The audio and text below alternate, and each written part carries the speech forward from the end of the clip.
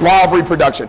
Right now, we're going to train. I'm going to go through this very fast, very simple law to understand. Law of reproduction, it's really basic, very simple to understand. A lot of you probably already understand it. Law of reproduction, let's look at this law. Law of reproduction, it takes a leader to raise up a leader.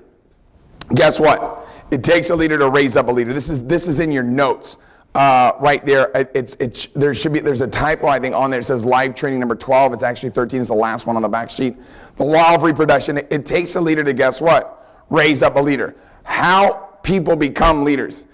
10% because of natural leadership gifts. Guess what? Result of a crisis, 5%. And influence of another leader, 85%.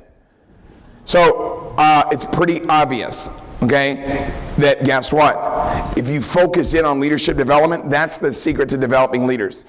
That's the secret, is getting around people that are leaders and guess what? Learning from them. That's how I became successful. Is I had a phenomenal mentor. And I was smart enough to, guess what? Pay attention and learn from him. And he basically changed my life. So recognize that fact that we want to make sure that we do what? Influence other leaders. And that's 85%. That's in your notes. And obviously, as many of you know, law of reproduction, people cannot give to others what they don't themselves, or what they themselves do not possess. You're not going to give something that you don't have, okay? Only secure leaders give power to others. Okay, only secure leaders give power to others. Spend time with the best leaders you can find, okay? It's obvious, right? You want to get around the best people that you can find. That's the key to it. John C. Maxwell, I love the fact that he says this. It takes one to know one, it takes one to show one, it takes one to grow one, okay? The potential of an organization depends on the growth of its leadership. That's powerful for your notes, okay? Make sure you capture that. The potential of an organization. That's strong. The potential of an organization depends on the growth of the leadership. You've got to, as a leader, in order to be able to build an organization, you've got to create a culture of everybody just having this forward-leaning motion of growth and development. Because guess what's going to happen? Those are the type of people that you want to have in your organization. That's the type of person that you want to become. Now, as you look at this, one thing that you want to realize is this. Leaders who develop other leaders are able to, number one, they see the big picture. You've got to understand the value of developing leaders. It's not going to happen overnight. You're not going to, it's not like there's a pill that you can take, boom, and next thing you know, you're a leader. Do you guys get what I'm saying? Right? So just realize that you don't become a leader, right, by doing how you become a leader is it takes time. It takes time to develop your skills. It takes time. It's kind of like the bamboo tree, right? It takes 3 years before it even breaks through the ground, but as soon as it breaks through the ground, goes 90 feet tall. So you've got to understand that it takes time. You've got to see the big picture, and the reason why, guess what? It's so important to do what? Develop leaders. Now, take a look at this. Attract potential leaders. Okay, leaders who develop leaders are able to attract potential leaders. See, if you've got a culture of developing leaders, what's going to happen is leaders are going to naturally gravitate to you. People that are high influencers are going to gravitate to you. And I like the fact that this is right here. It says create an eagle environment. What's the difference between eagles and ducks? This is eagle school right here. Yeah. Do you guys get what I'm saying? This is eagle school right here. Now, the ducks, you don't tell a duck, hey, ducks. You get the ducks together and you say, all right, we're going to go eat some rabbits. Right? You tell the ducks that, the ducks are going to go, eat a rabbit. I hang out with rabbits. Do you guys see that? Right? Okay, but also guess what? You don't send your eagles to duck school. You don't get all your ducks together and throw an eagle in there and say, all right, ducks, listen up. We're going to go hang out with rabbits. Because an eagle's going to go, I eat rabbits. Do you guys see what I'm saying? So you want to realize, guess what? You have to create that eagle environment, that that basically attracts quality people, and that's what you guys are a part of right here. Obviously, this is very important. As you strive to become the best example for your followers, remember these things. This is very powerful. I think a lot of you are going to get a lot of value out of this. Okay, followers are always watching what you do.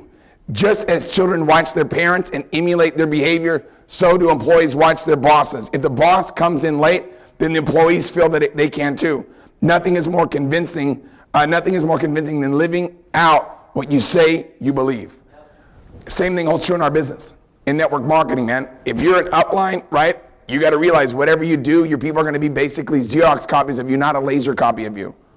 What happens if you Xerox copy? If it's Xerox copy, there's nothing there. And that's what happens, guess what? That's how you develop people. Is guess what? Realize your people are not going to be as serious as you are. And if you're not that serious, good night.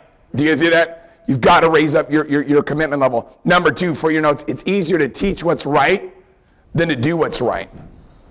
Isn't that the truth, right? Nothing is more convincing than people who give good advice and set a good example. That's the deal, man. That's the key to leadership development. If someone was to ask me what it is, it's really just, guess what? Understanding that leadership is a responsibility. Okay, it's a responsibility to do right and to make sure you do right all the time, to set that good example and to get committed to doing that. Number 3, for your notes, I think you'll like this one. We should work on changing ourselves before trying to improve others. That's strong, okay? We should work on changing ourselves, guess what, before we try to improve others.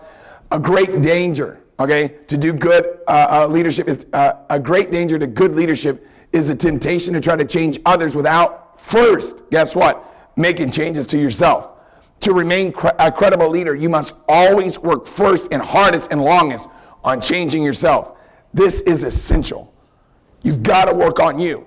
You've got to work on, as a leader, if we work on improving ourselves, our primary mission, then others are more likely to follow. So we've got to focus in, guess what, on making ourselves better. That's the deal.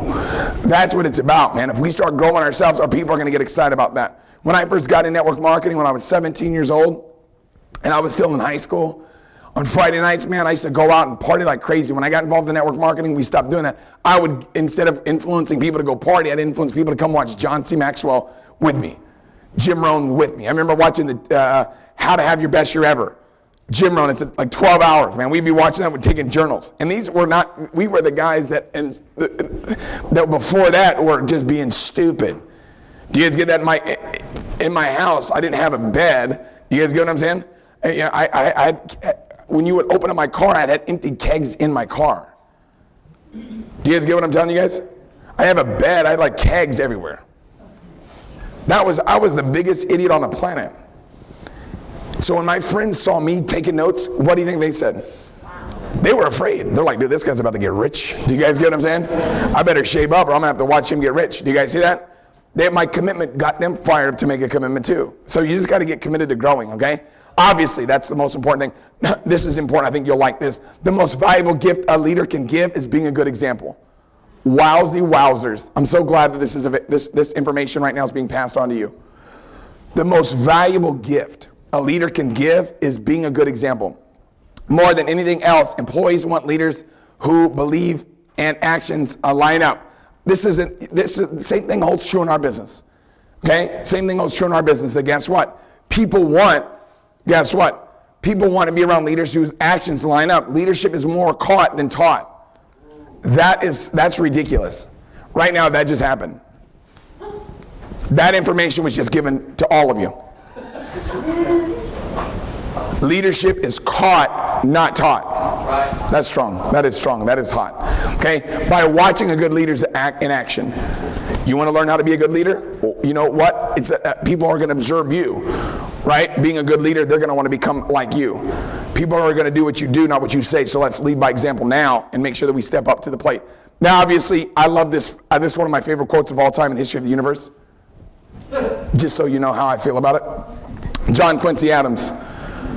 He does kind of look like the guy that does the Quaker Oats. Remember Quaker Oats? You guys see that? I want to go eat some oatmeal right now.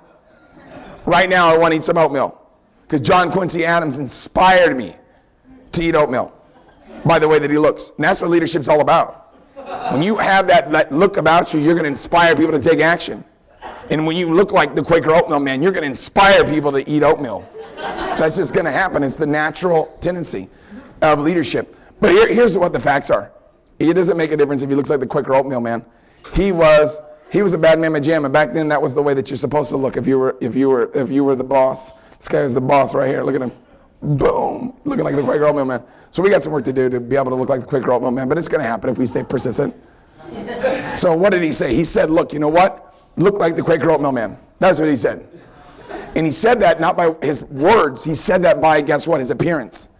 And that's the thing that you want to realize as a leader. People are going to judge you by the way that you look, by the way that you talk, by the way that you walk. They're going to want to emulate you. And when you set that tone that says, hey, look, you know what? It's all about oatmeal. People are going to get inspired. Do you guys see that? Stupid. No, what did he say? He said, if your actions inspire others to dream more, learn more, do more, and become more, you're a leader. Wow. Wow. So here's what we have to understand. Now here it is, you guys. How many of you are committed to learning the law of reproduction? Say aye. You guys, it's time to get this, obviously, this leadership under our belt.